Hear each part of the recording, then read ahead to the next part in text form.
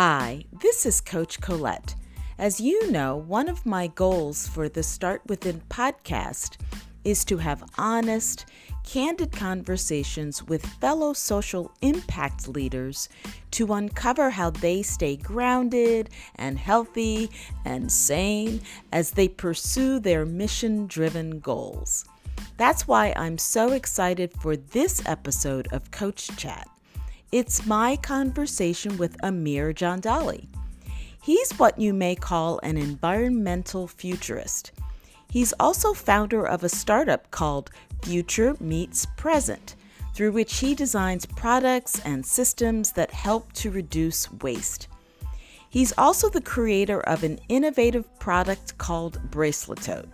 And you're just going to have to stay tuned to learn all about it. I swear you're never going to look at plastic bags in the same way.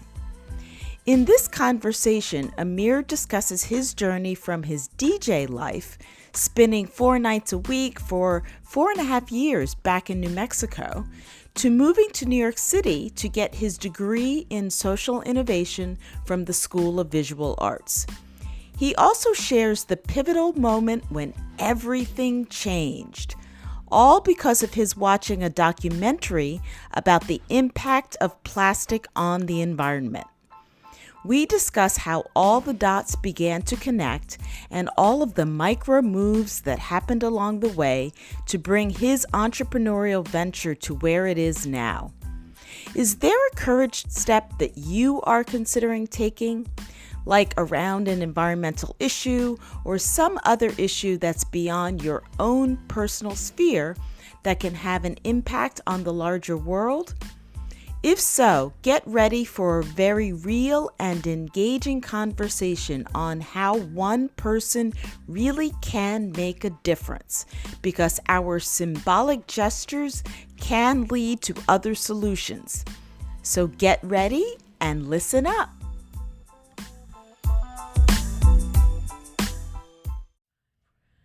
So hi, this is Coach Colette, and I'm excited for another episode of Coach Chat. And right now, here in studio at Center for Social Innovation is my friend Amer Jandali, who is the founder of Future Meets Present. And we're going to talk all about his journey to becoming this futurist, innovation, climate activist. But what we really love is, those of us here at CSI, is that he is our resident DJ. So DJ Amer in the house. Yeah, here we are. Yep. That is past life and current life combined. Yes, it is. Awesome. So I'm actually curious, how did we get here? How does one transition from being a DJ into the work that you're doing now? Yeah. Well, first of all, yes, thank you, Colette. This is awesome. I'm stoked to dive into this podcast as a listener and as a participant. This is great. So the journey begins in the DJ life, okay? To set the context, imagine minimum 4 nights a week in the nightclub for about 4.5 years. So DJing every night except Monday. Pretty much. That was the life. It was great. It was really exciting, and it brought me to life because I got to connect with people, which is what I love doing.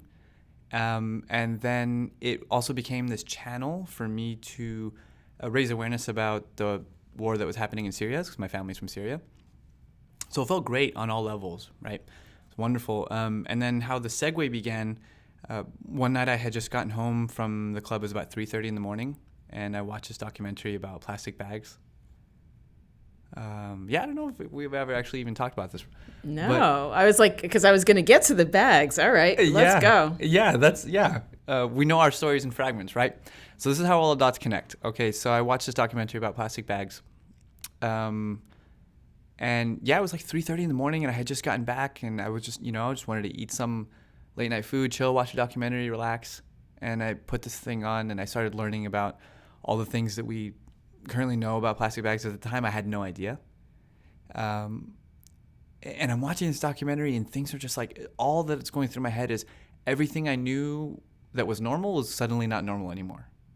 Because I'm just sitting there and I'm thinking, how did the person at Walmart yesterday not tell me like, hey, you should just take one bag or whatever. Like, why did nobody tell me this? So everything started shifting in that moment. I don't know what it was about that documentary. I think it was the approachability of the character, of the host, the guy in the documentary. He was really nice. It wasn't all doom and gloom. It was like, hey, my wife's pregnant.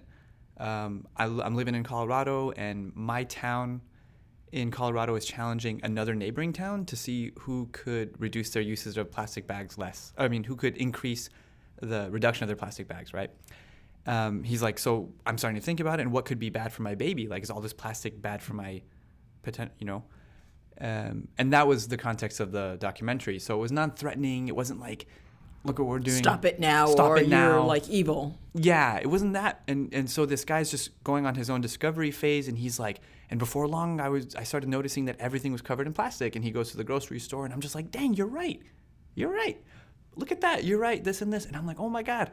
So anyway, that's what created the fertile soil, if you will. That's what started getting things shifting. And then one thing led to another. I looked up graduate school programs here in New York. I thought that would be a good segue into going to a bigger city, expanding on my DJ career, getting a master's degree that would let me do something about plastic waste. All those things kind of.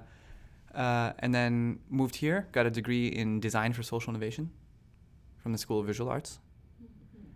And our first class in that program was a shop class, and that's where I designed the product that we know that is being created right now, the bracelet tote. And so that's kind of the segue. Wow. Right there. Wow. And it's so interesting when you think about all of the dots that needed to be connected to get there, right? So getting home at that time, watching the documentary at that time, and then having that connection happen in your brain. And also to think, I don't know if you thought about why you for this problem? Like, why was this something that you decided, I can't not do this? Yeah, that's hilarious. Yeah, that's awesome. I love thinking about that all the time too, especially in times where I feel very conflicted. There's any creative process, no matter what it is you're working on, whether it's entrepreneurial or artistic or anything, brings up so much barriers. All of it comes up, the fear, the doubt, the insecurities, everything. And so especially in those conflicting moments, I think about the way all those dots connected. And I'm like, yeah, it just can't all be for nothing. It just can't. The way this is unfolding, Steve Jobs said the dots connect backwards, right? So it just can't be all for nothing. It just motivates me so much. And I think about those micro moves that happened afterwards, and then how all that ended up unfolding the way it did. For example, I had a radio show at the time called Stuff You Don't Hear on the Radio. It's Tuesday nights from 6 to 7 on Hot 103 in Las Cruces. And it was super cool. It was an opportunity for me to play remixes that my friends made, like we were just talking about earlier. It was an opportunity for me to play club edits, things that people would hear in the club, but not necessarily on the radio. And I would talk about things, just in between songs, whatever. And then, the next day I'm just in the studio and I'm like, guys, what? Plastic bags? Are you serious? Like, I just watched this documentary. What's good? Get on the Facebook channel. Let me hear your thoughts, whatever. And we started a conversation like that. And I just felt just naturally happened. And then I just felt alive talking about that, right? It just naturally happened. And the next project that emerged as a result of that, which I didn't get to see through because that's when I moved away, the thinking was to create a citywide plastic bag drive. And just like a canned food drive where people leave the canned foods on the curb or in front of their door, people would leave. The invitation was to put that bag that's under your sink, the one that's full of other plastic bags. Everyone has it? Yep. Although mine is a lot less now. Okay. That's good. And I think, share your invitation and because I think that what has changed even here in New York since you were having that idea. Yeah. We all have that. And the invitation back then would have been to put that on your curb. And then the thinking was to partner with the college football team and, raise some awareness and have a campaign where people would pick up that bag of plastic bags and replace it with a tote bag. So for every 20 bags that you'd give us, we'd give you one tote bag. So even that started being into motion. But that's when I found out I got a job and I moved away, whatever. So it didn't end up happening. So, hey, if anyone's listening and you're doing that, let us know that you're doing that, because I still want to do it someday. But after this documentary, those little micro moves that happened afterwards that just ended up opening up into something. And I've always seen this idea of reducing plastic waste as a gateway drug. Like, it caused me to think about things differently. Mm-hmm. So I've always been in the way of if I share that with other people, maybe it'll be another segue to start rethinking the amount of meat that we're consuming, rethinking remembering to turn the lights off, looking into energy offset programs, or just being awake to that kind of stuff. Right. I said to the team earlier that I can now not walk into a grocery store, or usually for me more so a drugstore, without thinking about, do I have room in the bag that I'm carrying to fit what I want to buy, as opposed to taking the plastic bag. And that's all through these 4 years of knowing you. And I think that's interesting. And the other, to close the loop, the thing now that I do, like getting any plastic bags and bringing them to, like, the closest to my store is, I guess, the bookstore, and you can stuff all your, or bring it to a Whole Foods, or like that sense of, actually, if you are still, for whatever reason, still getting plastic bags, that there's a way to dispose of them properly, in a better way. Absolutely. Mm-hmm, right. Mm-hmm. Absolutely. Yeah.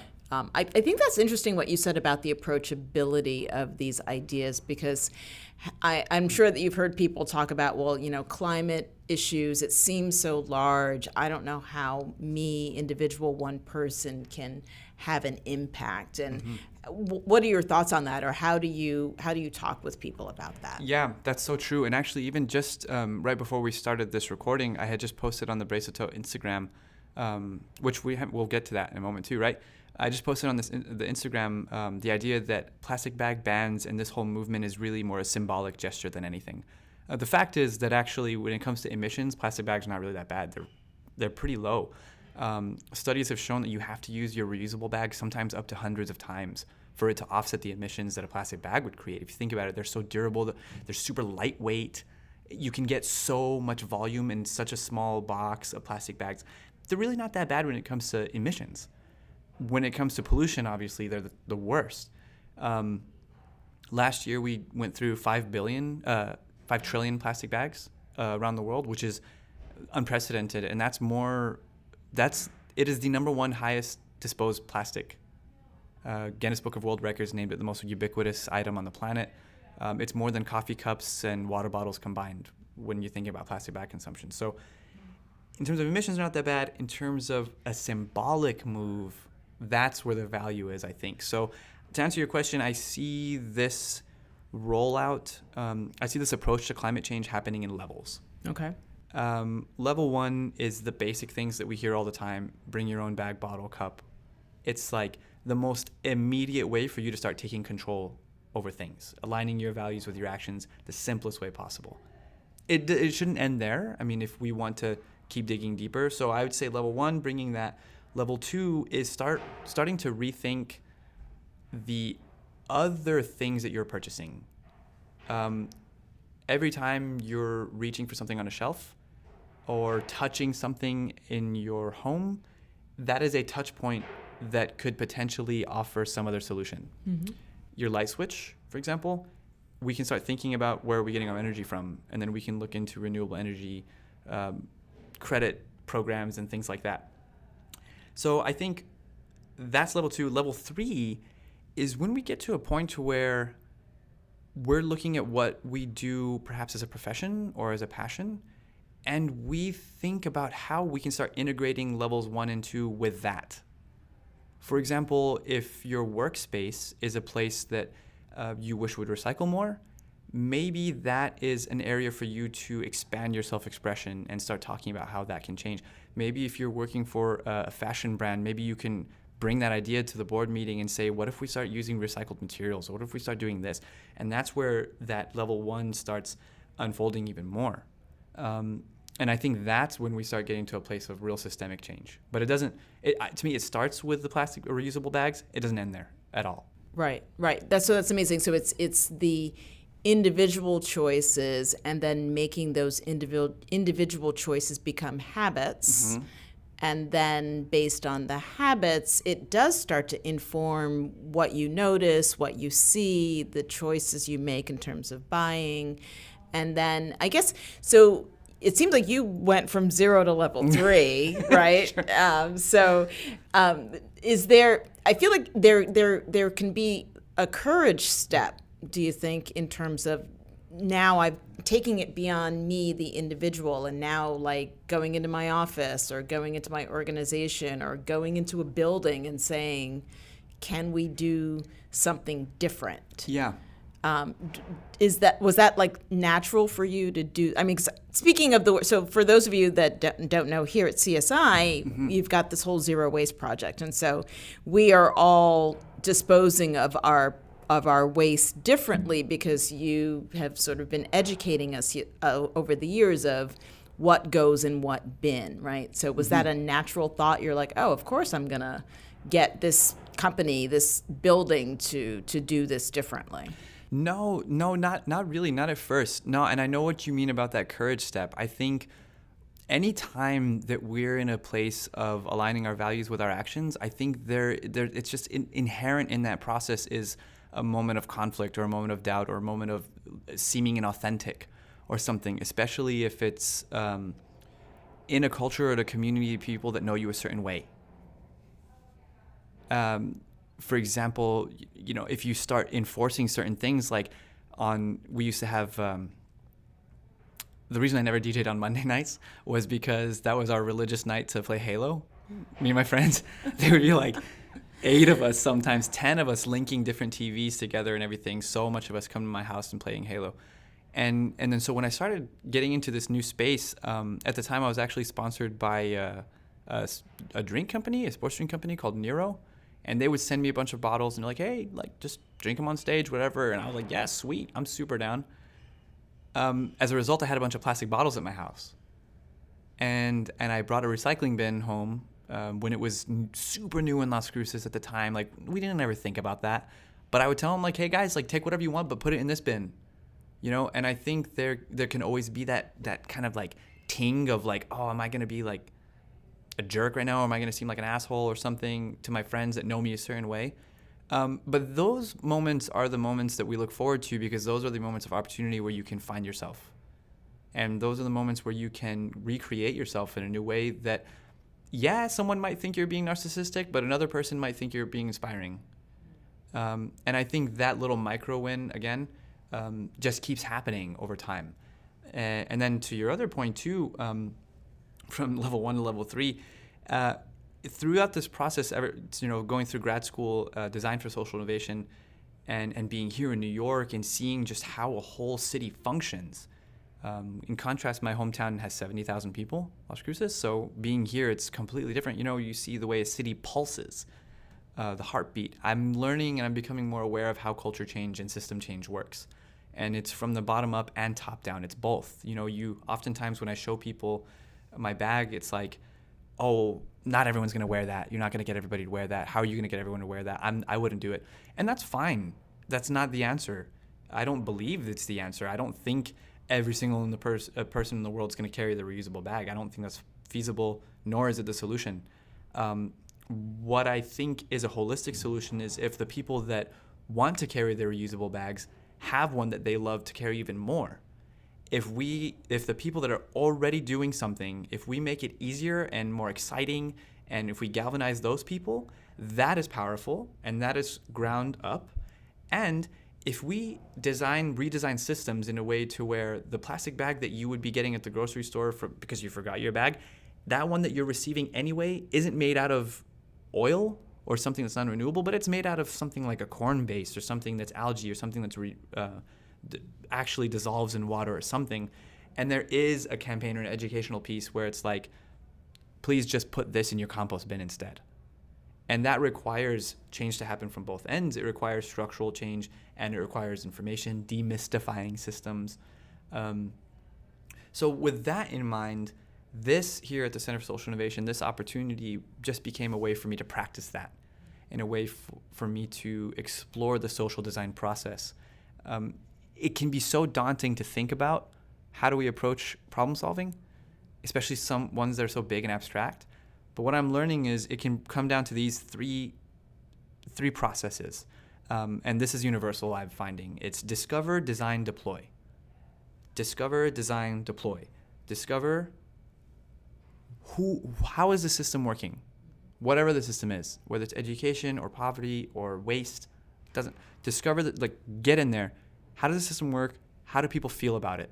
And what does the desired state need to be? And then you map that system, get to know your stakeholders, understand your people, and then throughout that process, you'll discover little insights and little pain points is what we call them. And then you design quick little prototypes, ways to test that, whether it's a meetup group that's discussing a certain topic, or whether it's an event, or whether it's a poster that's inviting someone to do something, or whatever it might be based on those pain points you discover. You prototype on those, find something that works, deploy it. That's how system change works. And that's what I'm doing here in the space. And it's really nice because it's quantifiable. The metric here for everyone that's listening when it comes to sustainability and waste is something called a diversion rate. And it's literally the rate of waste that you're not sending to landfill. Got it. So if you just have a trash can, your diversion rate is 0% because everything you're putting there is automatically going to landfill. If you bring in a compost bucket and then suddenly your food scraps are not going to the landfill and your food scraps are 40% of the waste that you're creating, your diversion rate just went up by 40%. Wow. That is what we mean when we say a zero waste city or a zero waste plan. It's diverting up to 90% away from landfill. So this project here is a way for me to practice that. And getting people to think differently. I mean, when I'm standing in front of it and I'm like, okay, right, looking at what's in my hand and thinking, okay, landfill, plastic, paper, compost, which is also, that we have here as well, and just making that decision so then it becomes a habit of not just, throw it away. It's a matter of, wait, what is this?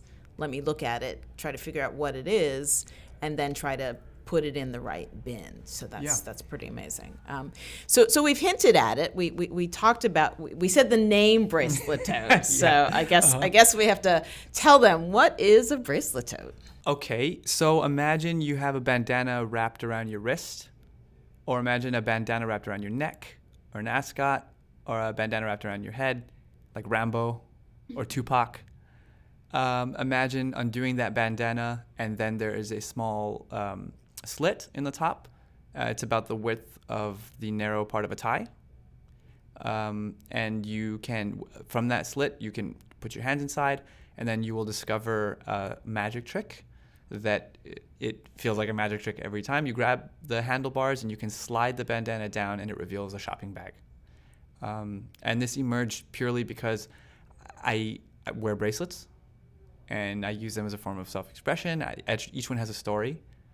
And at the time I didn't have a bracelet that said anything about reusable bags. And I wanted one, and I Googled it and I didn't find one. And I'm like, dude, I just want a bracelet tote. I just want a bracelet tote bag. I just want one. And that was, we had mentioned earlier, the first class of grad school, Design for Social Innovation. We had a shop class.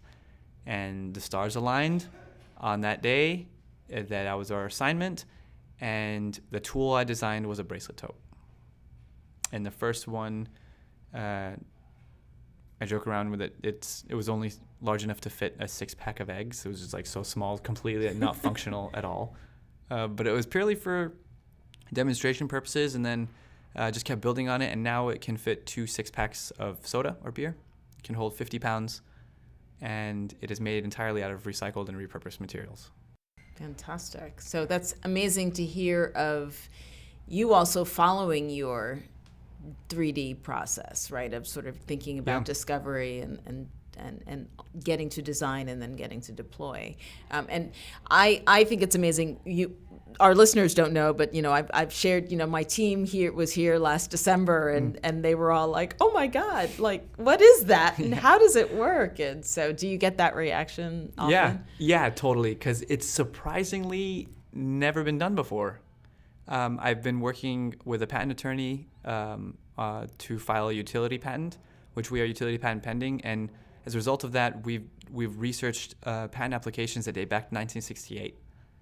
And looked through so much material and just spent so much hours just reading through this jargon and the different embodiments and the claims and all of these things that I never, but so it's never been done before. And so when I show people this bandana that's wrapped around my wrist, they're like, "Oh, that's a cool bracelet, whatever," and then I show it, and where did you get that? It's amazing. Oh man, yeah. I've gotten, one time I got a free photo shoot because the cashier behind the desk, when I used it, I genuinely used it, and he was like, "What is that? Where did you get that?" He's like, "Yo, here's my card. Hit me up if you ever need something," and it was great. His name is Shaq. His Instagram handle is Daily Gems, and he's been supportive. So that happens all the time, and it's super cool, and it's also nice because it is proof. It allows me to say, look, things are changing, and we can create that change. Mm-hmm. And as a founder, innovator, creative person, how important is that extrinsic or external motivation versus your internal or intrinsic motivation? So much. It's both. And that's such a good question, because when I moved here to New York, going from having a radio show, DJing so many nights, my picture was on a billboard. Going from that. Really? Yeah. It wasn't just me. It was like a bunch of us that Right. were on the billboard for this club called Plum. Shout out to Plum, because you guys are awesome. I was there, and it was amazing. It was so fun. I couldn't go anywhere back home without someone either knowing who I was or within 2-3 sentences being like, "Oh yeah, I've been there before. Oh, that was you. That was amazing." Whatever. So going from that to a place where, I'm just walking down the street smiling at people, and everyone's like, "What the? That's not very well received." It's just like, what's going on here? I mean, I moved to Williamsburg when I first moved here, and I was trying to just like chat with people, whatever, but it was just not the New York way. Not the New York way. At least the way I was back then. And really, honestly, yeah, Colette, I think it was just one day I was walking down the street, and it just kind of hit me. I was like, I have zero external validation here. That is something I became so viscerally aware of in one moment. I'm like, that's something that's missing. And then it's like, okay, do I need that? Yeah, sure, maybe, yeah. Can I proceed without it? Is the external validation a goal or a result?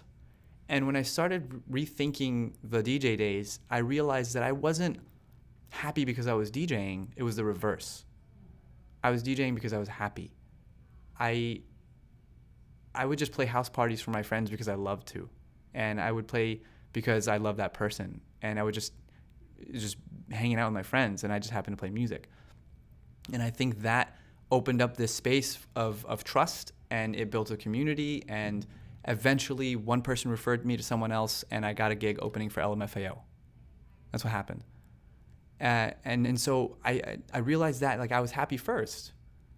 And then thinking of it that way, it's like, okay, well, I'm here, and if that's true, then I can still be that, and then I can still choose why I'm here, because clearly I'm left all of that to pursue this crazy idea or this vision. So let me put my horns down and let me see what happens. Let me see what's going to happen. And that is the absolute truth. It is the result. And then the external validation and all of that comes, it's a result of you expressing yourself and doing your thing and following your path. And then it just becomes extra fuel. Then it just becomes expansive, and then it becomes validating, and then it takes on a whole new life of its own. It's no longer mine. It's ours. And that's when it becomes freaking awesome. Right. And that is, I think, speaking also as a founder, like, that's the challenge of getting to that point of stickiness, or I don't know, making up a word, viralness. That's probably not the word, but like that sense of like, I love that it's not mine, or it's not like you and I, ours anymore. It's collective ours. So Yes. whatever we're bringing into the world, it has its own momentum and has its own energy, right? Totally. So that whether it's bracelet toad or start within, whatever it is, it's like we maybe will always be in it, but it becomes like this engine. Yeah, totally. Got to do that, and that's our responsibility to output that and to let it be whatever it needs to be. And if you can create that thing with values that are intended and designed to benefit other people and benefit each other and all of us, then you got to let go of it, and you just got to see what happens. And that's scary. It's super scary. It's terrifying. It's so terrifying because you're so identified with it. It's your creation. It's all this stuff. And am I going to be looked at a certain way? Am I going to be judged a certain way? Is it not enough? Is it all of this stuff? And that happens. It has to happen. That's part of it. And that's when you get to make the choices that are more important, or that you can choose what's more important, rather. Is this about me, or is this about that original intention of creating something that might benefit other people?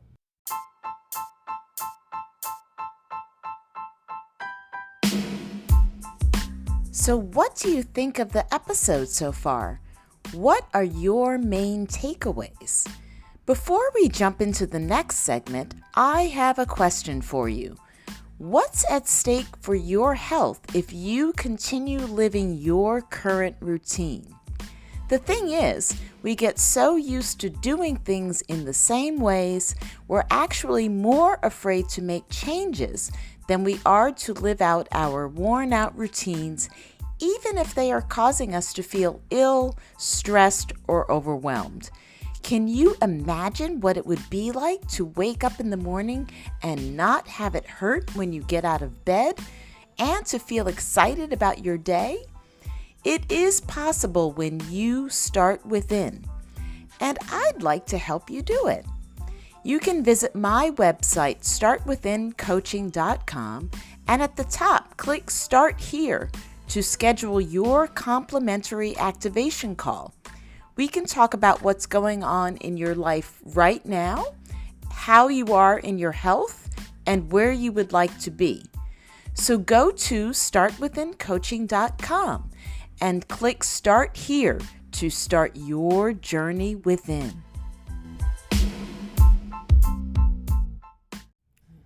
And so how do you stay in flow when you hit roadblocks or challenges? Yeah, that's such a good question too. Definitely. Flow is definitely not always 100%. It's definitely not there all the time. There are moments when you're like, nice, I'm jamming right now. It's 12:30 at night, and I'm still here at the CSI, and I'm the only one here, and I'm whiteboarding whatever I'm in. That happens, but there's other nights when you're just like, I don't feel a thing. And then, if it's something that you do you genuinely want to push through, what works for me is I think about different personas, and I think about different archetypes and things that have inspired me in the past. Like, one very, very specific example is a film called They Shall Not Grow Old. Have you guys seen that? Have you heard of that? It's incredible. It's a film about World War I. Peter Jackson made it, creator of Lord of the Rings. Mm-hmm. He was given this insane amount of old school footage, unusable footage, overexposed, underexposed, too fast, whatever, of super vintage footage of World War I. And they spent countless hours slowing it down, readjusting it, and adding color to it. And I'm watching this, and I'm just thinking, these guys just went into the greatest experience of human adversity possible as kids, as whatever. And then the documentary carries you throughout to the times when they come home. And they made it home. And then for me, that just became it's the call of duty, the true call of duty. And whatever that duty is. But they responded to the call, and they found their skill. These ones that happen to have these strengths became the snipers. These ones became the scouts. I don't know exactly, but the roles emerged, and then that just galvanized me to think about, what is my cosmic duty? What is my duty? And despite as much adversity, these guys were literally getting blown up. And I'm worried about, looking foolish or something, whatever. Now, it's all relative, of course, but they stood up, they faced the call, they took the call, they answered. And that's my responsibility as well. So to answer your question succinctly, I think about personas and characters that have inspired and galvanized me, and I just behave that way. Because the adversity will happen, the conflict will happen, and deep down I also know that there's another side to it. And so now it's getting to a point where anytime I'm conflicted about something, I'm like, okay, cool, we're here again. I can make a choice. I can just make a little micro plan. I can plan out my next 2 hours and know that, okay, I have to submit this outline for myself. I have to send my advisor this outline because he needs to give me the feedback by Friday. Let me just put on my hat, my helmet, and power through this. Or if it's not something time sensitive, it's like, okay, maybe just hang it up for the night. Let me just go watch some freaking Lost in Space or something, you know? Right, to decompress. To decompress, yeah, to step away. But it's challenging in a city like New York, right, or other urban environments where the pace is fast. And for those of us that are working on social issues, like, do you ever feel that sense of, I can't take a day off because, you know, it's the climate, or... Yeah. Is that something that you wrestle with at all? Yeah, totally, especially when it is so tied to something we believe in. Yeah, that just makes it even harder, which is why I think your podcast is so wonderful and everything that you're doing is so wonderful, because it is about starting within. It is about assessing, is the challenge I'm facing something, you know, and I had written this down too, is this something because of resources, or is it because of finances or something outside of me, or is it something that I need to work through on a deeper level? Is it something that, you know, is there a distinction that needs to be made here? Like, am I just nervous right now? Or maybe, like, do I just need to take a step back? Do I need to cool it? Am I attached? And those are all questions that help us move forward. And I think another thing I like to add as well, especially since we've covered the whole spectrum here, another thing that I found that's been really helpful for me is detaching and disassociating and disidentifying with that what I'm doing. So when I come back to a place where I'm DJing, like in my apartment, it pulls me back to a center where I remember that my work isn't me. It is just I'm here, and those are things that I'm working on. And to your point too, whenever you're working on something, a social issue especially, it's so deep in us, and so something we truly value from our hearts, and it's easy to identify with that stuff. But stepping back and doing something that's the polar opposite recenters you. It recentered me. Mm-hmm. So when I get back into the flow of DJing, I'm just like, nice, yeah, like cool, here I am, I'm listening to my music, I'm jamming, I'm doing my thing. And you know, if my roommates are hanging out, they're bobbing their heads too, I'm like, sweet, like, yeah, we're here. And then I'm centered and I'm hanging out, whatever. And then like, oh, cool, oh, I got an idea, let me go write it down for the project that I am working on. It's outside of me, is my project. Creating that distance it is the return on that investment is insane, and it is how you move forward with clarity. It's interesting that you're talking about that the connection to music and connection to DJing being kind of like your step away. Do you see an intersection between like your creativity, the artistic abilities, and innovation? Like, is it a flow? Like, what is that journey like for you? Yeah, I think there is. And the more and more time that passes, I'm seeing the worlds collide. I'm seeing the worlds combine and merge and co-create. There is, what I've found in myself is that I'm most alive when I'm in front of people, presenting something and demystifying something and sharing a vision. And I think that is universal, whether it's behind a DJ booth or in front of a projector, or on stage talking about something. And that's really exciting to me. I love, the whole reason I even started DJing was not because of the music, but it was because of the people. I like that. I like being on stage, making sure that, you know, if I see a couple dancing or if I see someone really having a good time, I want them to know that I see them. And I give them a what's up, and I'm like, yo, if you guys need anything, yo, let me know if you want to hear something. You know, it's always been about that. And so that's just been what's happening beneath the surface. And now it gets to express itself again, talking about systems change and climate change and plastic bags, whatever. And I see those things merging again. I have a project that's a little dormant right now. It's going to pop its head out soon, but it's Future Meets Party. And so the name of my company is called Future Meets Present, and just for context's sake, and it's based on this vision that a sustainable future, whatever it is that you imagine, is expressing itself in the present. It's not somewhere far off in time and space.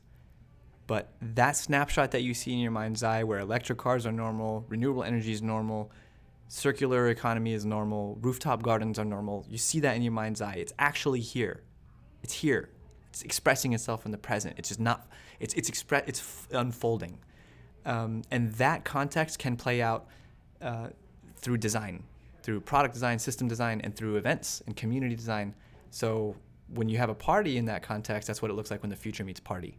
And that's when DJ Amer will make his return, whatever, all that. But it could be cool. I love that. And totally true, listeners. Whenever Amer is DJing and we're dancing, and it's always like a hand signal or a high five that he will give from behind the booth. You alluded to it in an earlier response, but I wanted to ask specifically, because I ask all of my guests, what does start within mean to you? I think as a primer, we need to think about those moments where we feel most at home. And I think for all of us, that could be slightly different. Some people it's when they're with certain people. Some people it's when you're in nature. Where do you feel most at home? Where do you feel like time stops? Where do you feel most present? That is the baseline foundation upon which you express yourself in any other way. And then I think we can take a step back and look, in this moment, am I that way? In this action, in this job, in this whatever, with this person, am I that way? Yes or no? If it's a no, is it something because of an external discomfort? Is it freaking cold outside? Is it like, am I broke right now? Am I late? Whatever. Some things happen that elicit some sort of a response. And then you look inside and it's like, okay, am I judging? Is this self-doubt? Am I afraid? Am I whatever? And those two dimensions, internal and external, both have their answers to restore that sense of home. And I think what I found is starting with yourself first, is the work. It is the responsibility. That is the job. Assess what it is that you're bringing to the table. I had a real conversation with my roommates recently where I opened up to them about being judgmental about something that I do normally from time to time. It was really nice, so I'm the type of person that I like to cook and clean at the same time. Okay. And, so by the time my mac and cheese is finished, my pots are done. And my roommate is one of my best friends, and he's a little bit more on the relaxed side of the spectrum, He likes to do his thing, sit down. Yeah, I'll get to it in a bit, and he does, and all that stuff. And I noticed that there were times when I was feeling defeated or low about project stuff or work stuff or whatever, and little things like that would push me in a way, would trigger me, or would make me feel a certain way. And then I was like, why is he so lazy? Whatever, and I would have all these thoughts. And then there was this nice 3-week period. There was a 3-week period where everyone was traveling. And I got to be in my apartment on my own. It was the first time I got to be in my apartment by myself for that long time. And you know what? A couple of those nights, I made my mac and cheese, and I went and I sat down and I watched Lost in Space, and I didn't feel like washing my pot. And little things like that, And I'm just like, man, yeah, this is what I'm talking crap about in my head, And then I don't know if they had ever received any of those impressions or whatever, but I needed to talk it out. And I talked to my roommate and his girlfriend, and I was like, guys, I don't know if you've ever gotten these vibes, but either way, I need to let you know this is what's been going on, and I caught it, and it's, it's not going to be a thing anymore. And I'm sorry if you felt in a certain way. That type of action, that type of introspection, and that type of work is really hard because it's invisible. But everything beyond that is a result. Everything beyond doing that is a result. Having those conversations, creating that space, nurturing that sense of home is the way things become powerful and wonderful and trustworthy and open and fun. And that can express itself in any domain, whether it's professional or personal or romantic. But looking inside and seeing the things that are holding you back from that sense of home, feeling good, loving, respectful, empathetic, whatever is holding you back. And that simply requires some language. Sometimes we just, need to listen to a podcast, if you know of one. If you might know of a podcast or two. Who knows? Who knows? Yeah. Oh, or, I'm a fan of going to therapy or counseling or reading these books. Like, all of it is wonderful because it's language. Sometimes it's hard for us to go down that route because I don't want someone to tell me how to live my life, or I don't want to all this kind of stuff. And it can be perceived that way, sure, but if you look at it as a tool, just like any other educational book, let me develop the language, let me develop the skills to nurture the sense of home and take accountability for things and create wonderful experiences with myself and those around me. I think that's what it's all about. That's amazing. That's such an aware concept or definition of start within. I love hearing it from everyone, cool. and I loved what you shared. I wanted to ask your thoughts around something that I've been thinking about, and I don't have any fully formed opinions about it, but what are your thoughts on diversity and inclusion when it comes to environmental movements or climate activism? Is it something that you have any thoughts about, or do you notice that there isn't? I'd love to learn more about your perspective on it, since you're in the thick of it. Yeah, definitely. A lot of different ways. The most immediate metaphor I can talk about right now is just, like, imagine if a cactus told a maple tree that, like, oh no, we don't need, like, you don't need to be here. Like, this is just all, you take too much water, or like, I don't know what. Like, we need both of them. You need the cactus and the maple tree. And everyone has a role to play. People of different socioeconomic classes have access to different resources.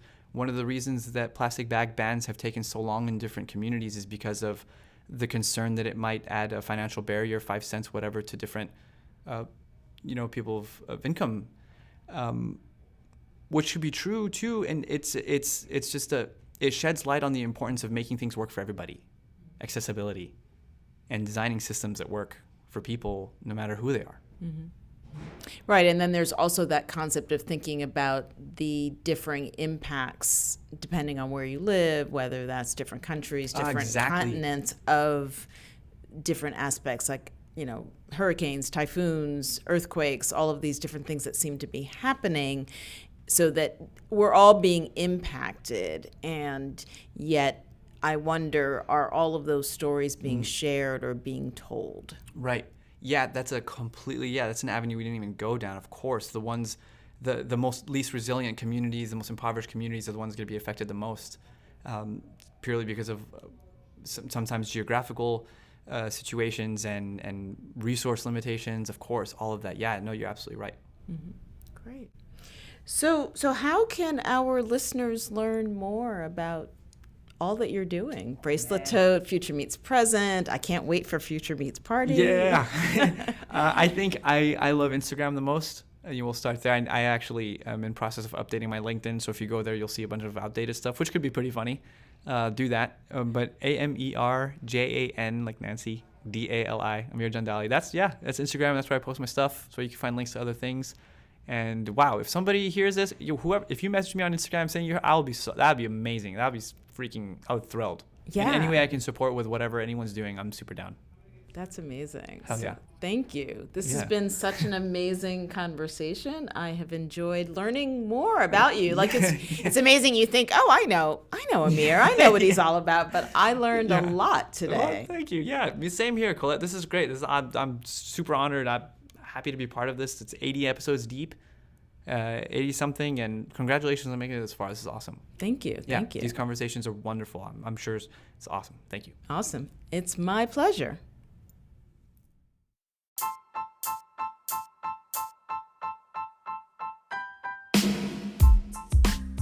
If you enjoyed this episode and haven't already subscribed, you can do so on Spotify, Apple Podcasts, or wherever you like to listen. You also can connect with me on Instagram at Coach_Colette for more inspiration on personal growth and wellness. Stay tuned for another episode of Coach Chat and get ready to start within to finish strong.